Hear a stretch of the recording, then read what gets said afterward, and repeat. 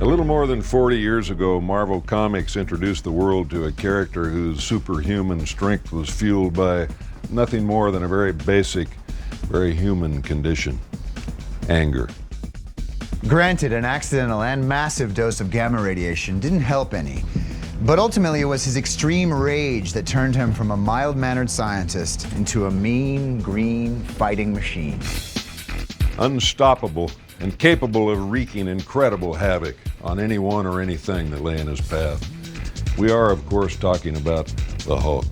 And who better to bring him to the big screen than director Ang Lee?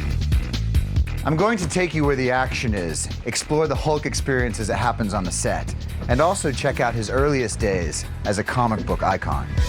And I'm up here at ILM, the premier effects house, where an amazing group of designers are doing their part to create the living, breathing beast that up to now existed only in Ang's mind.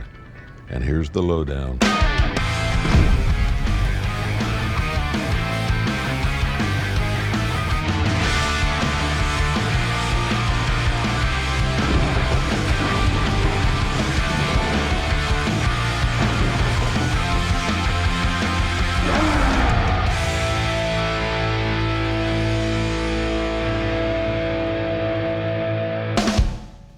These are the stages at Universal Studios where we shot some of the scenes from the Hulk. And in a few of them, my character comes face to face with the Green Goliath.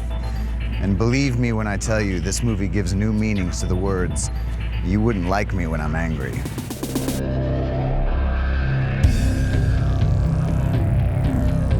I very much like to think the Hulk as the unknown, the real you, that we have to cover it with our own character. If you've ever had any experience with a 2-year-old who has not gotten what he or she wants at the supermarket, you've had experience with the Hulk. It's so easy to empathize. It's so easy to imagine you could be that guy. We all know that feeling of rage we've, if only I could do something about it.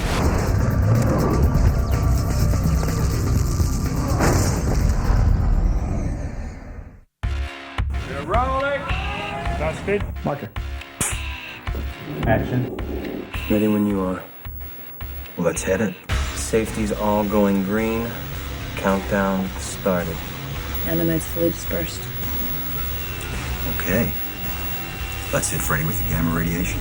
Bruce Banner is a PhD scientist at the cutting edge of new science of nanotechnology. Gamma exposure. He's had failure after failure, and it's very frustrating for him. He's a character who doesn't feel comfortable expressing his frustration and his rage, and he holds it in.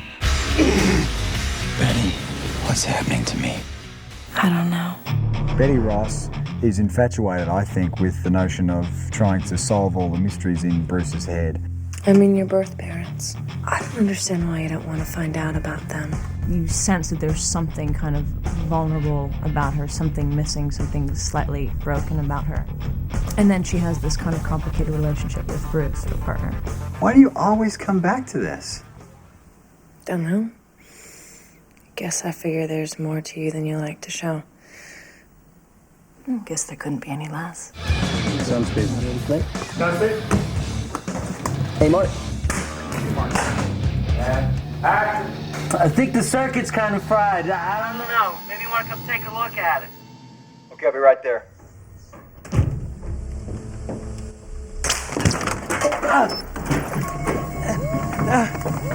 As in the original comic books, there's going to be an accident. Bruce is going to selflessly attempt to save somebody else. Bruce, I can't stop it! Get out!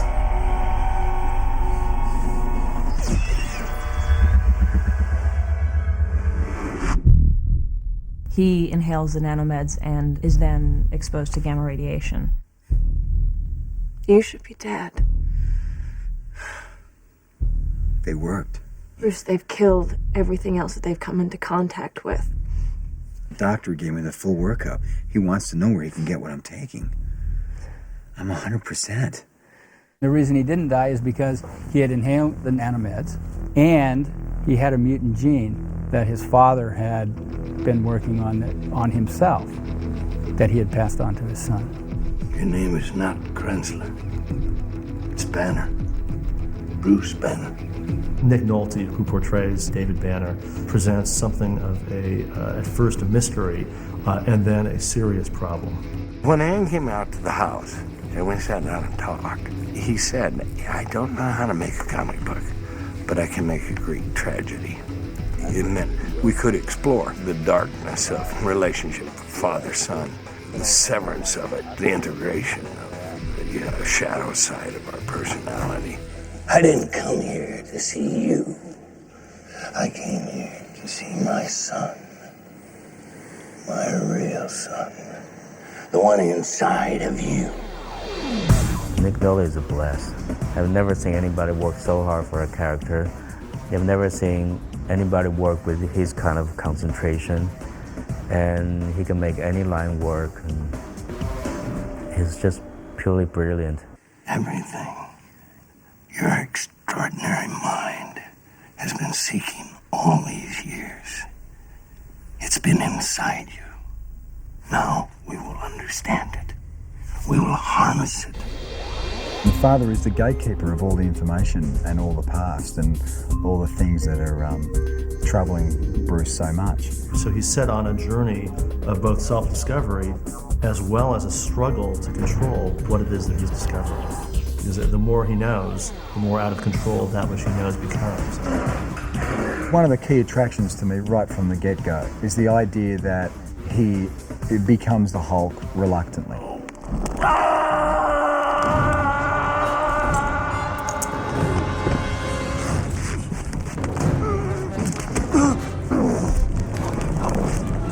I always thought it's a good thing to use rage as a catalyst to unleash what's inside there. And in doing so, I think we open up to a whole lot of possibility instead of just smashing things. It's an unleash of true emotion.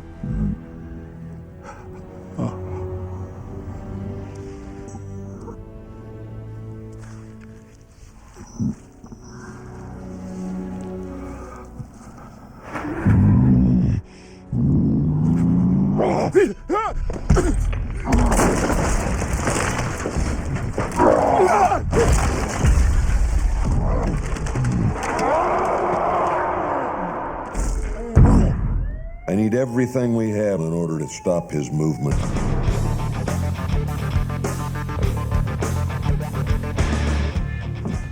So this is the young Bruce Banner. I think you left something in your lab last night. Ross, on one hand, is a very successful military man, but on the other side, has, failed on a lot of levels as a father. Look, I'm gonna get right to it. It's about Glenn, isn't it? He's been snooping around my lab. I noticed some things. Asked me to make some inquiries. Are you here to question me? And of course, his daughter doesn't want any part of him being involved, and there you go. Drama. Betty Talbot is the kind of quintessential arch enemy, the arch rival. And he poses a threat to my work and to my lab and to everything that I stand for. Let me give you a little heads up. The work you're doing here is dynamite. Think. GIs embedded with technology that makes them instantly repairable on the battlefield. In our sole possession. That's a hell of a business. He's incredibly driven, extremely ambitious, powerful, self-righteous, very military trained, who thinks that he is exalted, and that he has a right to be doing what he's doing. And I think that's oftentimes the case of bad guys, their belief in what they're doing as opposed to their belief in being bad.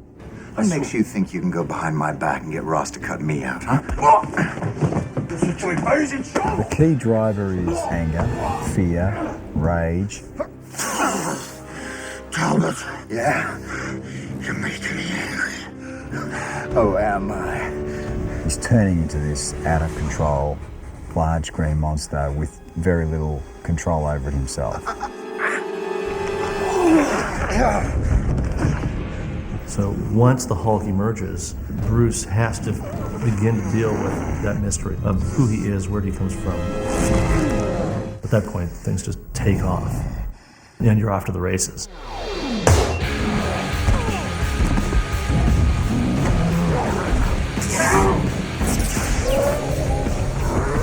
I call it my new green destiny. It's the pursuing of that alter ego, that real you that's hiding in the dark, the fate, the mystery. I will isolate it and treat it myself, and I'll kill it before it does any real harm. But would you really destroy part of yourself? I don't think so.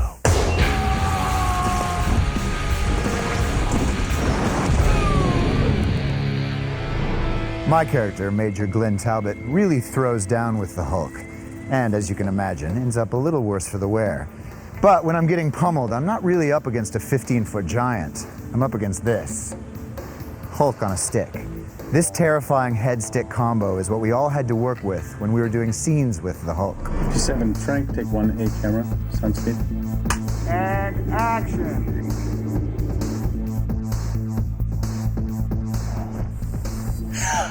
The logistics of shooting a shot where I'm standing outside and this is the first time I see the Hulk.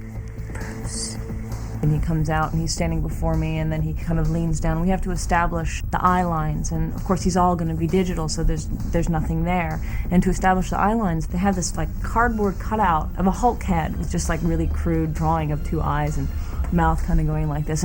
And some guy stands around with this head on a stick, you know, and says, okay, well at this point it's that high and then it's here, and they bend it. So they do that, and it's for me to kind of get a reference of where it's going to be. And then I don't even have that, then they take that away when we shoot. The Hulk picks her up and he puts her on the roof of the car. And that had to be really fine integration between us and CG Hulk.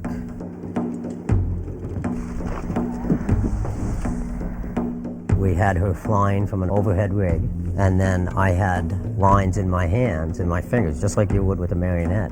And I was actually controlling her rotation and her bounce. In real life, what's happening is I'm sitting there doing sort of mime 101, you know, going like, Hulk's picking me up now, and, you know, it's pretty funny. To me, it's like the purest form of acting. It's the purest form of imagination. It's the purest form of a place to come and say, I am working with absolutely nothing. You have to imagine and sit there and go, okay, now he's 9 feet, now he's 12 feet, now he's 15 feet. It's very difficult technically because you're having to imagine where those pieces are and imagine what you would really be, how you would really be reacting. It was quite literally like working on 2 different films at once, which made it very interesting and exciting. Because you'd come to work and one day you'd be doing this huge dramatic scene in which you felt like you were in a, you know, the most dramatic film you could be in, and then you'd disappear for 2 days and you'd come back and go, what is going on here? What happened to the film? What happened to this dark little drama I was working on? Now they're ripping down walls and there's some guy walking around with a stick with a head on top of it and running down the corridor. So it was fascinating.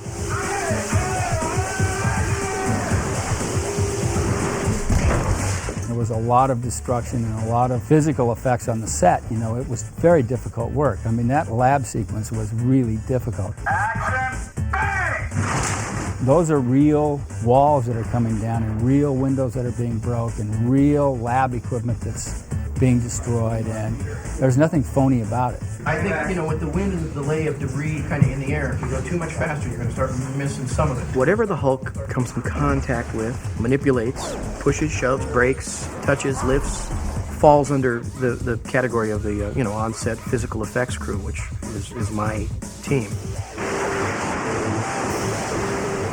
It is completely a part of what you're doing, the whole rigging aspect. So it's an intricate and thought-out process. You just can't be random with what you do because later on, you can't animate to it. Here we go. Ready and do it! The movement is important, how the actor moves in relationship to the way the Hulk is going to move when the animators get a hold of it. You have to see a little piece of the Hulk in the real guy and a little bit of the real guy in the animated Hulk. So there's a real fine coordination between the CG folks, the stunt department, and special effects.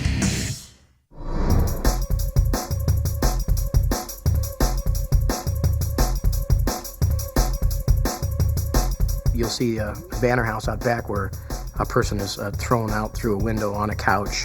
3, 2, 1. One of Charlie's guys has to be on the couch. on cue fall off the couch and hang up on a rail as the couch ends up down into the street.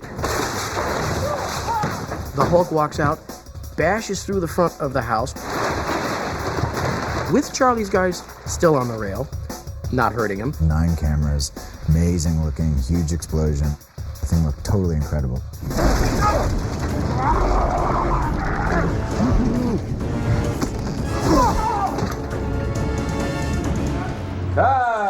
A lot of the movie is me getting beaten up physically by the Hulk or by the fights that Eric and I have or being thrown around. 3, 2, 1, go! And the good thing about the scenes with Josh was it was the only person that I got to do some really heavy physical stuff with. So it was always a relief when he would come onto the set, even though he'd beat the crap out of me every time.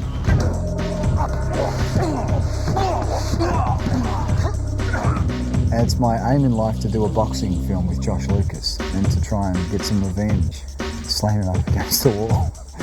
But it was fun.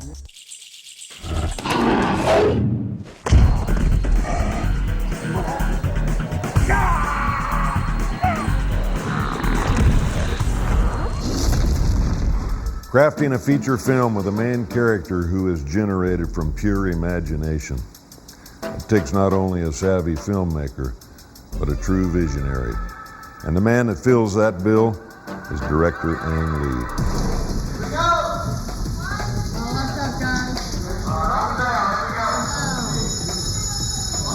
And you stay there. I will kill the second beat, which is the top.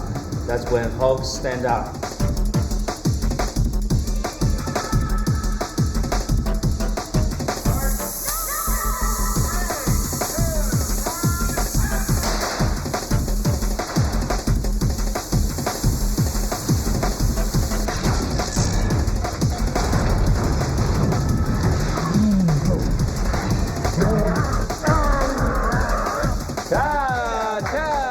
The great thing about working with Ang is that every film is new. He has not made one film in the same genre, the same style. He just wants to continue to push his own envelope. This is a big moment. Yeah, this is like the big chance, yeah. I think most people are wondering why would Ang Lee want to do a project like this, but just in one sentence, when he says, I'm interested in the struggle between Bruce Banner and the Hulk, you all of a sudden you start to get where he was coming from. And action. Ang's ways can be sometimes mysterious, and he loves to push the actors to absolute limits. 3, 2, 1, It's so remarkable, I think, the way he looks at the world, you know. It's really lyrical sensibility. He's very special, there's no other word for it, and that's why so many people are interested in this film. It's because they're expecting something that they can't quite envisage themselves. Ang had to become the Hulk for all of us. And on the set, he was able to emote and communicate to the actors who the Hulk was and what he was doing.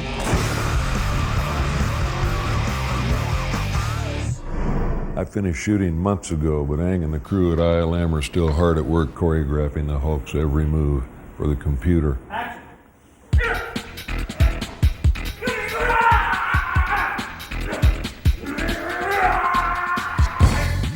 Motion capture is a way of recording an actor's performance, a lot like a film camera, except in this case, we can record a performance that's going to go onto a digital character, like the Hulk. One of the great aspects of motion capture is we can, work with the talents of a director and actors and get exactly the performance that Ang wants to see on the Hulk. Each dot of this corresponding to a certain spot of the Hulk. Right. So you get a good blueprint of the realism, how he moves. Of course, I don't have the Hulk's physics. Right. That's why they put this here, so I cannot close my arms. Gotcha. So I would naturally like this. And I have to do something broader, and I have to slow it down. Those markers never move throughout the process? Yeah, and that's part of the, the magic is taking these dots, which represent Ang's proportions, right. but use them to drive the Hulk, who's shaped differently. And that ends up looking something like this. So this is a kind of rough version of that data mapped on to the Hulk. So this is kind of what he'll look like, very close to a final shot.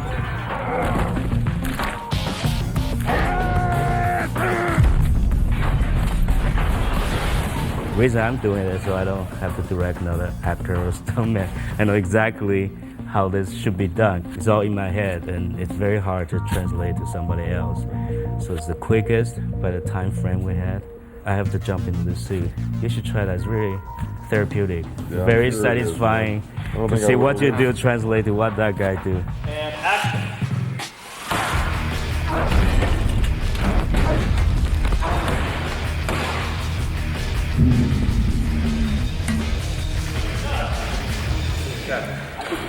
Nicely done.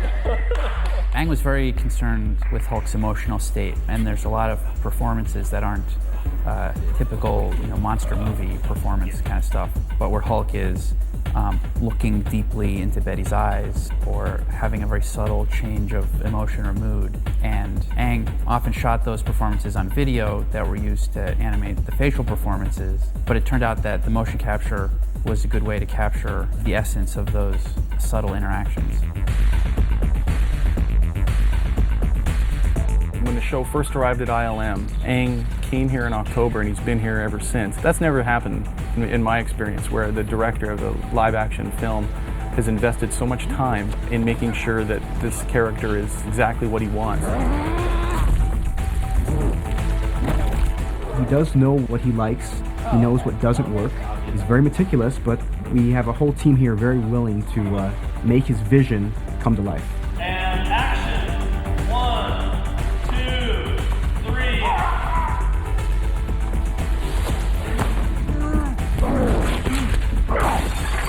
3. Attending every aspect of it down to the very last detail is the only way I know how to make movies. It's important for me to keep the same aura, the same way of making movies. I think that's important in filmmaking. In the main theater at Industrial Light and Magic, he stood up and addressed the crowd, and he said, I see film as a work of art, and I not only see each shot in the movie as a work of art, I see each frame of film in each shot as a work of art. So we all kind of gulped and went, well, he's setting a very, very high standard, and that's what he expects from us. And action.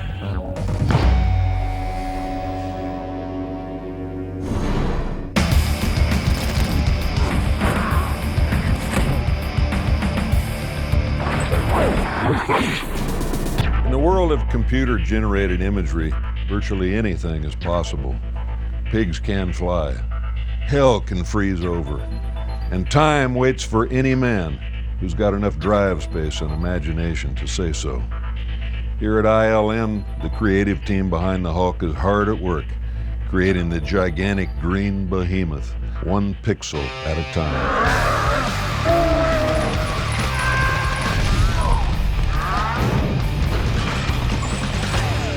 We've got a great animation team that is right at the forefront of doing the most difficult work that's been done working on the show. It's just amazing seeing this stuff, come together, what they can do with a mouse and a keyboard, to give life to these pixels.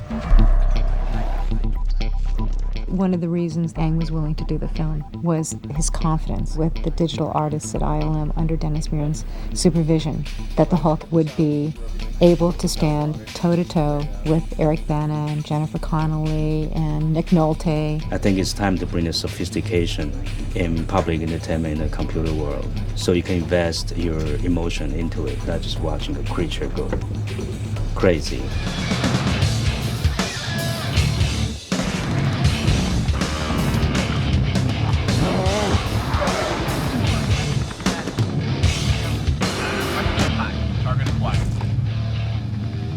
How do you guys here at ILM go about developing a performance, developing a character? How do you pull that off? It's years of experience in doing this, and this is the biggest thing we ever did. And it starts with the director, like Ang, having an idea what the character should be. And it's words and it's artwork, and we sort of get drawings of it and sculptures of it. Then it goes into the computer with a lot of really talented artists doing it, like 300 or 400 people working on it. We all have our little notions about, what humans do, and we have very sharp perception on how human skin should look and what humans do. So if you make the slightest margin, you just make the slightest error, usually you can tell. Just the technical challenges of making a realistic digital creature that The only way he exists in the entire movie is by us generating him. And the levels of detail that need to go into skin and hair and all that is pretty astounding. We were given maquettes upon which to base our models, and there are 3 different Hulk creatures in the film. The trick was that he had to transform from a real live actor, from Eric Bana, into these various Hulk sizes, so all of the Hulks had to be built with those parameters in mind. From that maquette, they build a CG model, which has every single element in that model, how it actually moves. Taking on this task, we knew that we had to get realistic poses out of the creature, and then on top of that, realistic muscle animation, and then we'd wrap the whole creature up with a dynamic skin that would slide over the surface of these muscles and break up the form of the creature and the actual texture of the creature. We want to make sure that the audience believes that there's a living, breathing being. And when he grows, he doesn't just look like some Macy's parade balloon, just goes, right. You know, like it has to grow. What grows first? Well, the bone grows first, from the inside out. And so what you see here is a really good example of that. Is what we call the concept sequence. We in the art department have taken that and drew additional details on top of it. You'll see that if I stop on any one of these, it says skin stretches, clavicle grows. We're pouring over every single little detail on the Hulk's body as if it was a real person that we have to make whole cloth from scratch. They create a wireframe model that then is handed off to the animation department. I think we use every single technique ever discovered in animation. It's really getting to the essence of the performance. Motion capture might be a way of getting there, but really what it is sitting down with Aang and saying, what are you going for here? We would show video of ourselves to Aang. We'd say, what do you think? Could Hulk act like this? Could he run like this? Anytime things were overly clean, he would say, no, that looks like animation. And so really the goal here is to not make it look like animation, to go for all those imperfections that come out of real life.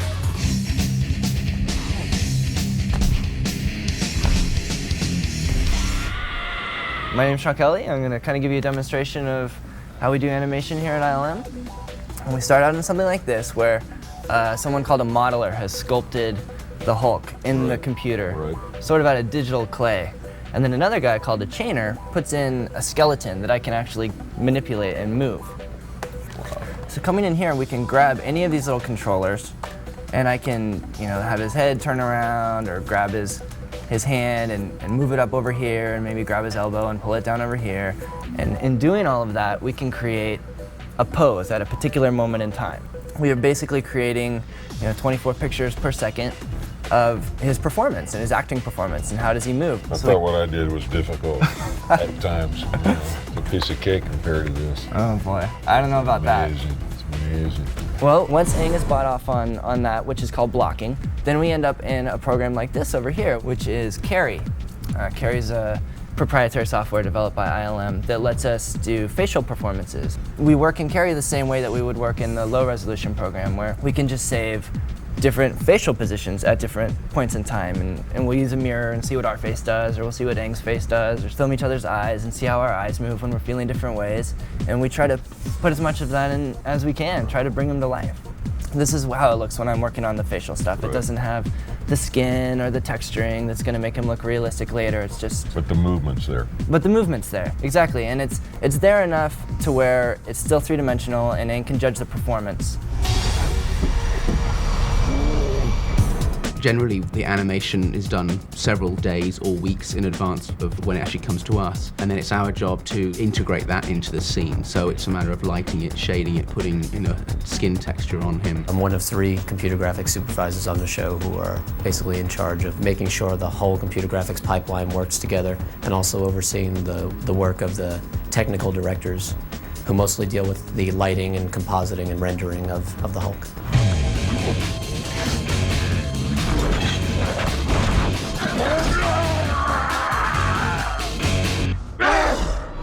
So this is a shot BH6 that we will use just to show the various stages that we go through to actually build up this character in terms of not only the layers of skin, but also the transitions that we've gone through in trying to figure out the look of this guy. We then take it into the technical director's hands, who go in and actually light it and set the lighting up according to the scene. And the scene in this particular case is a room warmly lit from the right-hand side, so we're sort of playing up that. And this is the final shot. I'm interested in telling a story and actors. I mean, I care about the actors, and they're reacting to the work that I do, and my work is to react to the work that they do, and it's very close, and to me personally, to do this. Do we see enough of the grease when his head bang on the canopy? We're playing up the fact that the wind's hitting him at 400 miles an hour, so he's sort of squinting. And that's final. It's good. Good.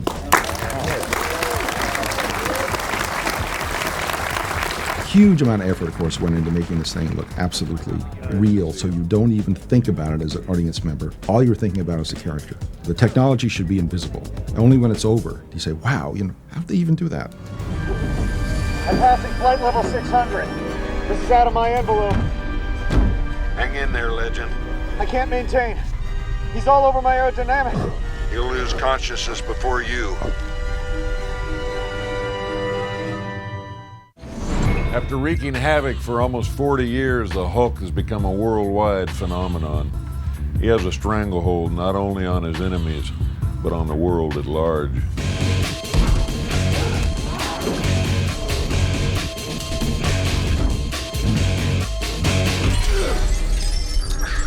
I'm Bruno Tapia, and I run the Hulk website, the HulkMovie.com website. I'm a big Hulk fan. One of my earliest memories is my mom coming home with these comics. I'd never seen a comic before, and she had like Spider-Man, Superman, and the Hulk. And for whatever reason, I wanted the Hulk. The reason I like the Hulk isn't like your normal superhero. It's more like a horror story. It's more like good tragedy. This is a character that actually has substance to it. He has a backstory. I have every Hulk comic like since 1985. This is the Hulk #1. This cost me $4 grand. Here's a Hulk cartoon video I have. This is the new Hulk DVD. These are puzzles. Something I like to do is like these model kits that you can see. This is Hulk reading. He's reading Dr. Jekyll, Mr. Hyde, which I think is very poignant. I have this poster here from 1966. In addition with everything else, one of the most anticipated things is this new Hulk video game.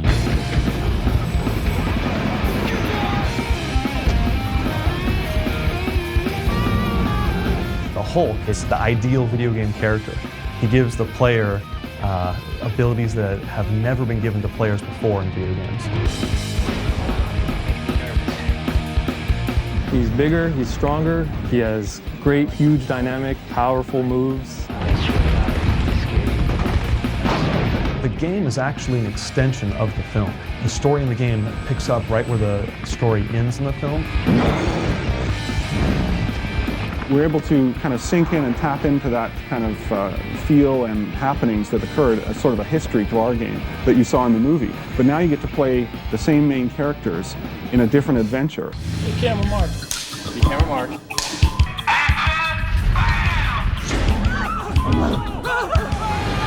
Several of our levels in our game are based on the movie set, and they look a lot like the environments you experience inside the movie.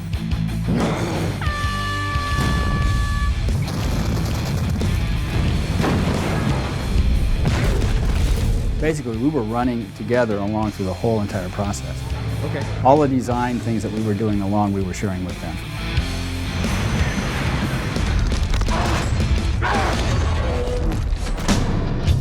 They sent us a lot of images up where we tried to create the same sort of look, same sort of a design style in the materials that they used in their movie. So the tricky thing is getting what I saw onto our game so that the person that's playing the game sort of relates our character with the Hulk movie character.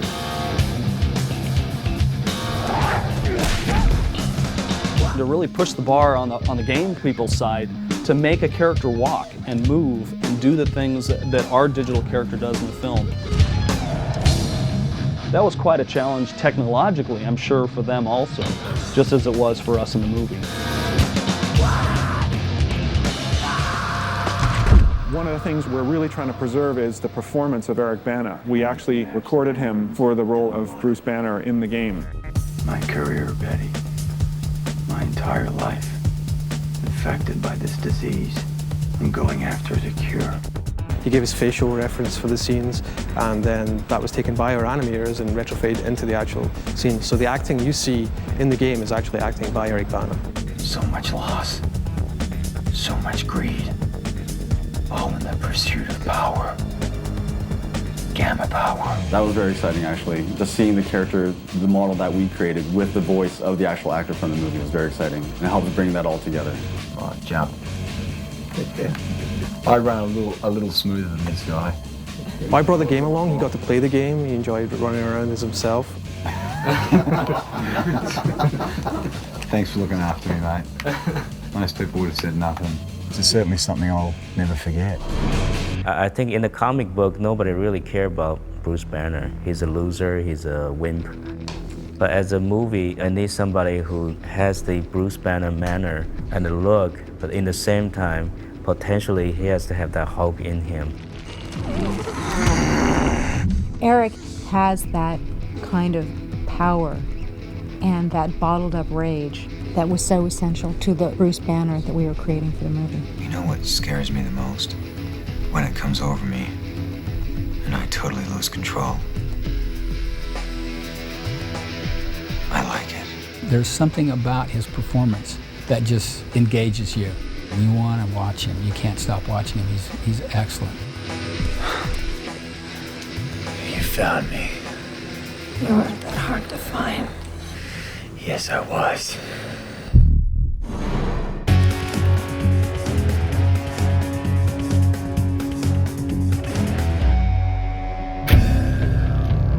When most comic book characters are created, there is usually some scientific catastrophe to blame, most of the time resulting in fabulous superpowers, like night vision, spider sense, or taking the form of a bucket of ice.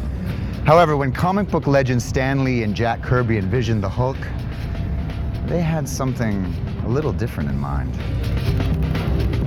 You draw on 40 years of Hulk when you begin a project like this film. And we have been very conscious of keeping true to what it is that makes Hulk great. To me, there are some of the best American art that has to offer to the world. Well, Marvel Comics started 1939. It was called Timely Comics. And there was a young lad, 16-year-old kid, who came to work. His name was Stan Lee. We actually started as a gopher, started like everybody does, and the rest is history. After having done our first of the Marvel line of books called the Fantastic Four, I was looking for something else that would be totally different. And I thought, wouldn't it be fun to get a monster and make him the good guy? So I combined Jekyll and Hyde with Frankenstein, and I got myself the monster I wanted, who was really good, but nobody knew it. And he could change from a normal man into the monster. And lo, a legend was born. What's happening to me? The great thing about the appearance of the Hulk was that here was a superhero who really wasn't a superhero, and the Hulk was the first of these kinds of very morally and emotionally complex figures that began to populate the Marvel Universe in wonderful ways. He's a tormented soul because he doesn't want to turn into a monster, and yet, deep in the recesses of his mind, he enjoys the feeling of power, the feeling that he can accomplish anything when he is the Hulk. It's not about the Hulk getting up in the morning and saying, how do I save the world? It's still about the guy. It's about Bruce Banner, about all of us. The character of the Hulk is just incredibly deep and textured and layered, and there's just a lot there. I always felt if I were a superhero, the first thing I'd do wouldn't be run out and buy a costume. So I thought I'll just give him a different color skin. My first choice was gray, but the printer was having trouble keeping the color consistent. So I decided I'll change his color. I mean, I figured green. Nobody was green that I knew of. So I said, okay, let's color him green. It was as casual as that. Dr. Bruce Banner, belted by gamma rays, turns into the Hulk. Ain't he on glamour rays? The very old Hulk show was sort of cheesy animation. It was the early days. It looked a little bit like crayons. And then, out of nowhere, Universal put out the Hulk show.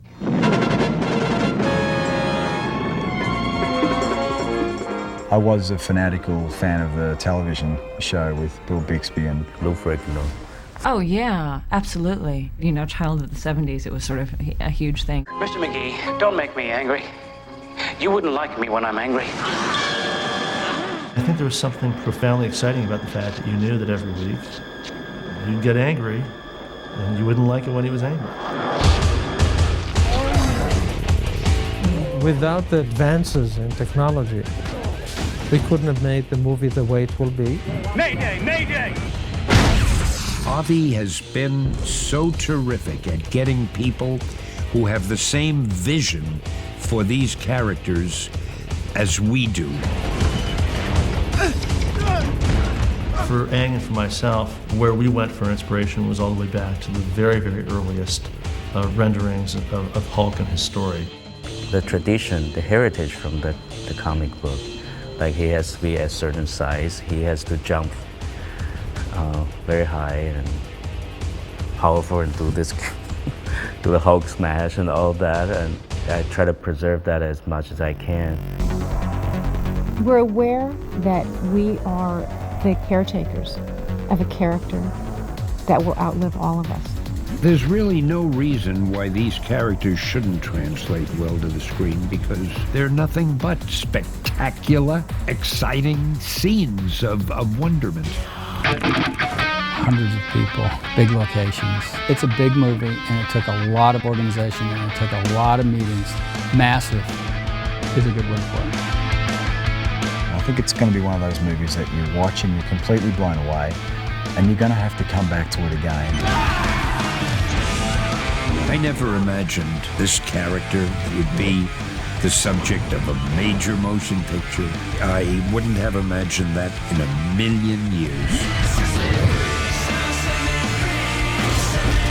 You get heart, you get fun, you get tears, you get some message, and above all, kick-ass entertainment.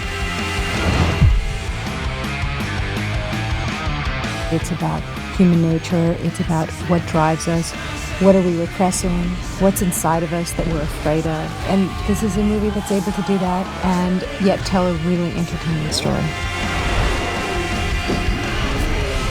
I feel like after hundreds of issues, this is another issue, sort of a comic book.